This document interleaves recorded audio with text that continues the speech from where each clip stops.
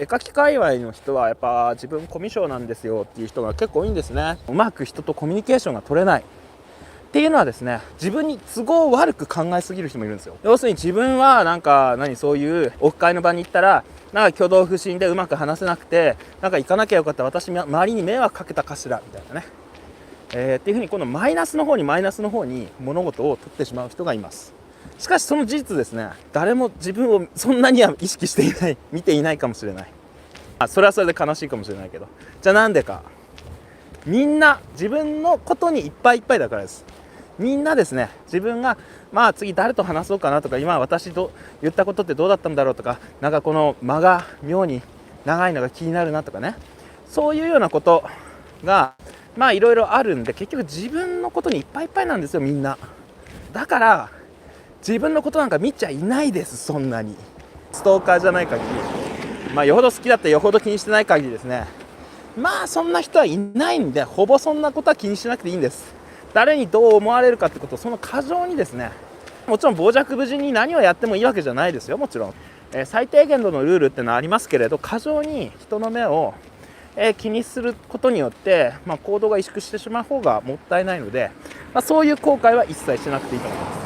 で、あとね、今までコミュ障なんですよって言ってきた人あるあるだと僕が思うのが、やっぱりね、絵描きって話が合う人が少なかったりするんですよ。皆さん自分は話すのが下手、話すのが、得意じゃないんだって人、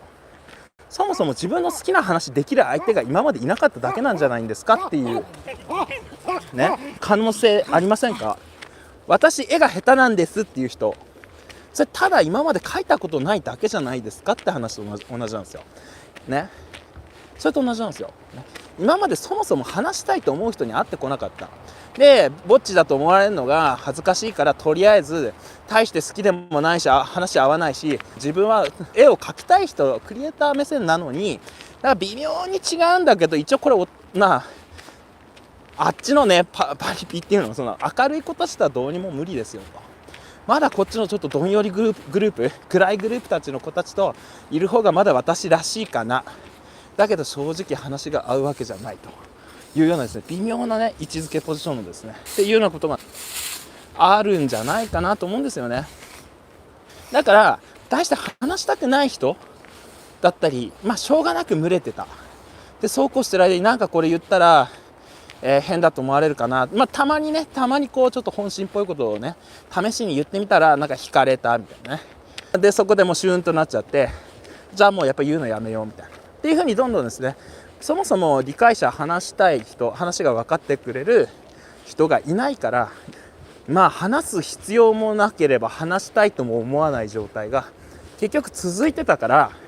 ここでぐるっと回るんですよ。そういう人たちがですね集まるのが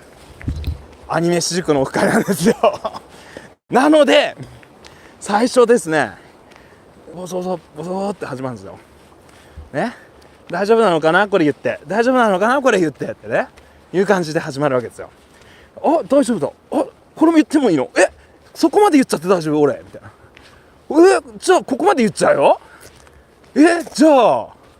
これまで言っちゃいました、こんなこと話してもいいのこの場、むしろ俺よりもこの人やばいかもみたいな